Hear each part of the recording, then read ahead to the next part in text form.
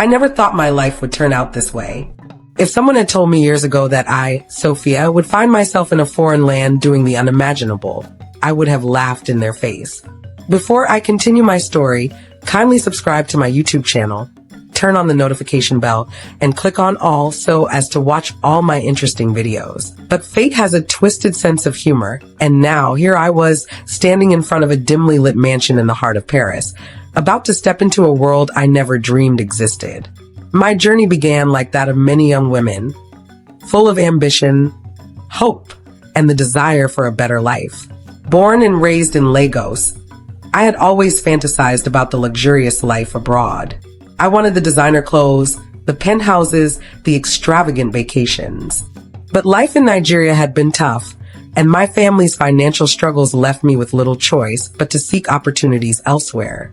When I met Amaka, my childhood friend who had relocated to France, she painted a picture of paradise. She flaunted her wealth on Instagram: Chanel bags, Louis Vuitton shoes, champagne brunches at expensive restaurants. I couldn't resist asking her how she made so much money. "Come to France, babe," she had whispered over the phone. "There's money here. Big money. You just have to be open-minded." I pressed for details, but she was vague. "Just come, Sophia. I'll take care of everything." I had no visa, no passport, no savings. But Amaka had a solution for everything. A few weeks later, she sent me money for my passport, visa, and flight ticket. She even arranged for my accommodation. It was all too good to be true, but I was desperate. The moment I landed at Charles de Gaulle Airport, I felt like my life was finally beginning. The air was crisp. The city lights sparkled like diamonds, and the smell of fresh croissants filled the air. Amaka was waiting for me in a sleek black Mercedes. "Welcome to the good life," she said, hugging me tightly. She smelled of expensive perfume, her nails freshly manicured, her hair laid to perfection. I expected to start working at a boutique, maybe as a waitress in a fancy restaurant. But as we drove past the Eiffel Tower and deeper into the heart of the city, Amaka's expression changed. "Sophia," she began, her voice softer now. "The work I do, it's not exactly what you think." I frowned. "What do you mean?" She sighed, adjusting her Cartier bracelet. "I sleep with men. Rich, powerful men." My stomach tightened. "You mean you're an escort?" She nodded. "Yes, but it's more than that. These men pay thousands of euros for just a night. They take care of you. And if you play your cards right, you'll never be broke again." I wanted to say no. I wanted to tell her that I wasn't that kind of girl. But the thought of returning to Lagos with nothing was even scarier. Amaka reached into her designer purse and pulled out a thick wad of cash. "This is what I made in one night." I stared at the crisp 500 euro notes, my heart pounding. It was more money than my entire family had seen in a year. I swallowed hard. Who are these men? They're businessmen, politicians, celebrities, the elite. I hesitated. And that's all. Just men. A strange look passed across her face. "Not always." "What do you mean?" I asked, a nervous tremor in my voice. She took a deep breath. "Some clients have unusual preferences." I shivered. "Like what?" Amaka didn't answer immediately. Instead, she reached for a bottle of expensive wine and poured herself a glass. "Sophia, the money is real. The lifestyle is real. But you have to be willing to do things you never imagined." I didn't know it then, but that night was the beginning of my descent into darkness. The first client I met was a Russian billionaire. He took me to a 5-star hotel, ordered champagne, and treated me like a queen. I told myself it wasn't so bad. I could handle this. But then came the second client, the one who changed everything. His name was Monsieur Laurent, a wealthy French tycoon with deep pockets and even deeper secrets. Amaka introduced me to him personally, assuring me that he was generous. "You'll love him," she said with a knowing smile. "He likes exotic experiences." I didn't ask what she meant. I just wanted the money. When I arrived at his estate, I was mesmerized. The chandeliers sparkled like stars, the marble floors gleamed, and the scent of roses filled the air. Laurent was charming, well-dressed, and impossibly rich. He poured me a glass of wine and studied me with piercing blue eyes. "You are beautiful," he said in a thick French accent. "But beauty is not enough. I forced a smile. What do you mean? He sipped his wine. Are you adventurous, Sophia? I hesitated. I suppose so. He leaned closer. Would you like to make 10 times what a maca makes? My heart skipped a beat. How? His lips curled into a smirk. By doing something unique. A chill ran down my spine. I suddenly felt like prey, trapped in the gaze of a predator. Laurent clapped his hands, and a butler entered the room, leading a massive Great Dane into the lavish space. I froze. My breath caught in my throat. What is this? Laurent smiled. Your initiation into the true elite. My stomach churned. You're joking, right? He simply sipped his wine. I turned to Amaka, expecting her to protest, to say this was a mistake. But she only gave me a sad smile. Do it, she whispered. Or go back to Lagos. My hands trembled as I clutched the stem of my wine glass. The room suddenly felt smaller, suffocating. The Great Dane stood there, its deep brown eyes staring at me as if it, too, was waiting for my decision. I turned to Amaka, searching her face for any sign that this was some twisted joke. But she only gave me a look, one I couldn't decipher. A mix of pity and resignation. Laurent leaned back in his chair, crossing one leg over the other. His expression remained unreadable, but his eyes were sharp, piercing. He was testing me, I realized, seeing how far I was willing to go for wealth, for power. I wanted to scream, to run. But then, an image of my mother's tiny shop in Lagos flashed in my mind. The way she struggled to make ends meet, the way my younger siblings went to bed hungry some nights. I had left home with a promise to send them money. I couldn't go back empty-handed. My throat was dry. What exactly do you want me to do? I finally asked, my voice barely above a whisper. Laurent's lips curled into a slow smile. He snapped his fingers, and the butler led the dog out of the room. You have potential, Sophia, he said, swirling his wine. But potential means nothing without commitment. A breath of relief escaped me, though my body was still tense. Laurent continued, his gaze steady. I do not force anyone. But in my world, loyalty and secrecy are rewarded beyond imagination. I glanced at Amaka. You did this. She hesitated before nodding. At first, I was disgusted, she admitted. But then I saw the money, the lifestyle. It changed my mind. I felt like throwing up. Laurent stood, walking towards a nearby cabinet. He retrieved a black velvet box and placed it on the table. If you say yes, this is yours, he said, sliding it toward me. My fingers itched to open it, but I hesitated. And if I say no? Laurent's smile didn't falter. Then you leave here with nothing. The room was silent. My heart pounded against my ribs. Slowly, I reached out and opened the box. Inside, stacks of crisp 500 € notes were neatly arranged. More money than I had ever seen in my life. Nestled between the bills was a key gold with an intricate design. What's this for? I asked, my voice shaking. Laurent's eyes darkened with amusement. Your new apartment. My breath hitched. Apartment. A penthouse in the city, he said casually. A small gift. If you're willing to prove your loyalty. I glanced at Amaka again, my mind spinning. She had done this. And she was still standing here, still breathing, still draped in wealth. Maybe I could survive this too. I swallowed the lump in my throat. What do I have to do? Laurent's smile widened. Come back tomorrow. Then we'll begin. I didn't sleep that night. My mind was a battlefield of fear and greed. I stared at the key, the money, my conscience warring with my desperation. By morning, I had made my choice. I arrived at Laurent's estate dressed in all black.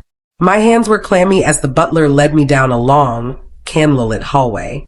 Laurent was waiting in a private lounge, dressed in a silk robe. He gestured for me to sit.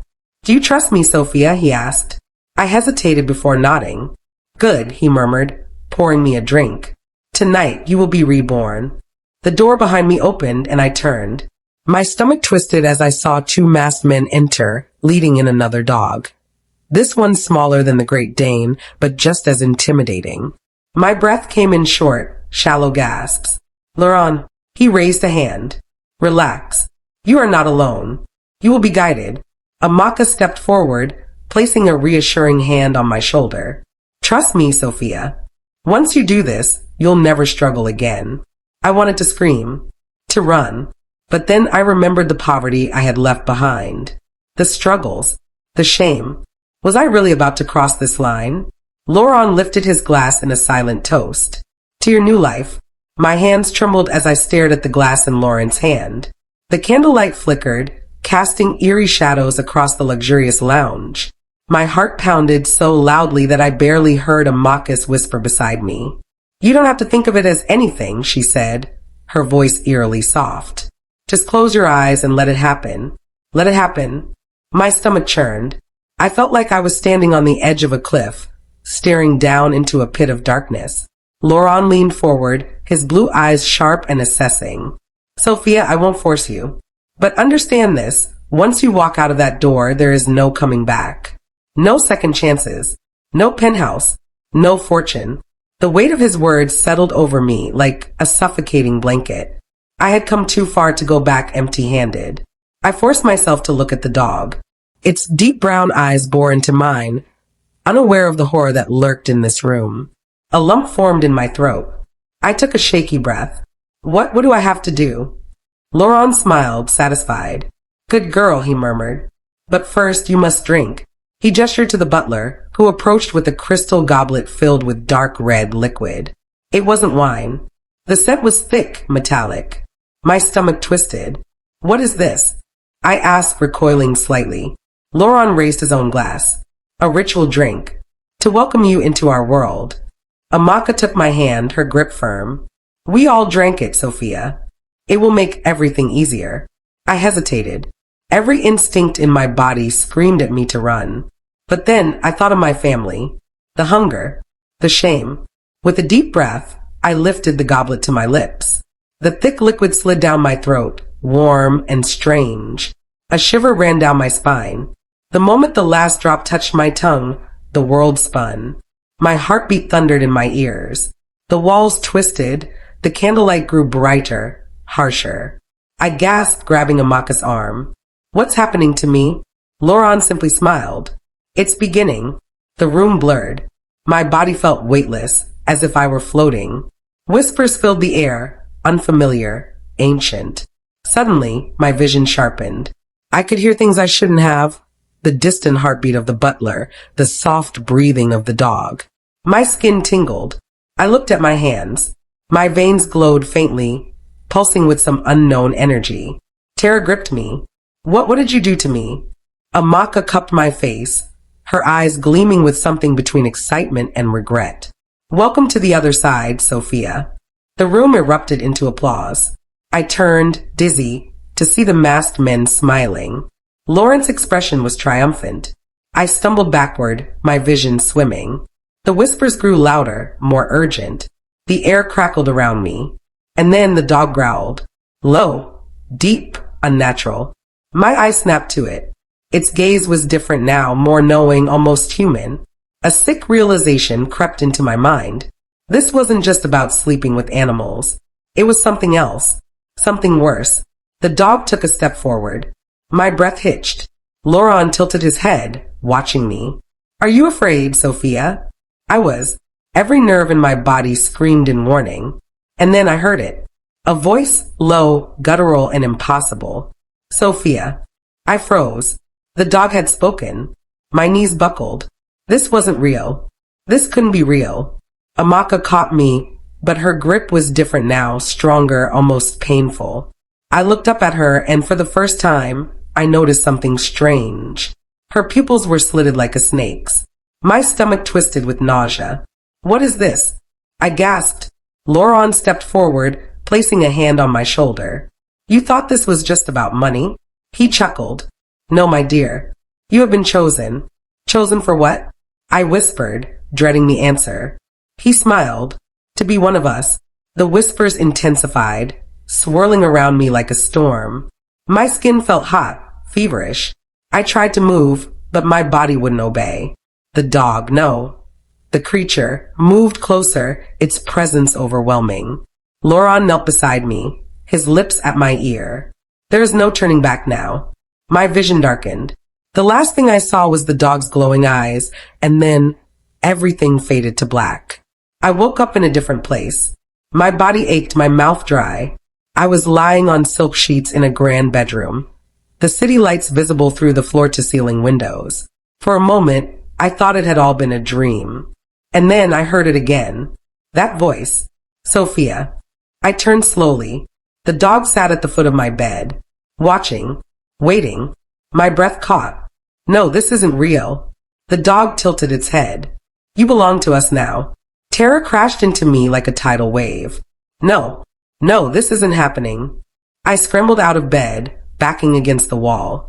But the creature only laughed, a low, inhuman sound that sent ice through my veins. Lawrence's voice came from the doorway. Frightening at first, isn't it? I spun to see him standing there, dressed in a dark robe. His expression was calm, almost amused. What have you done to me? I demanded, my voice breaking. He stepped forward, placing a finger under my chin. You are special, Sophia. The ritual has begun. What ritual? My heart pounded wildly. Laurence's smile widened. You are no longer just a girl. You are something more. I shook my head violently. I never agreed to this.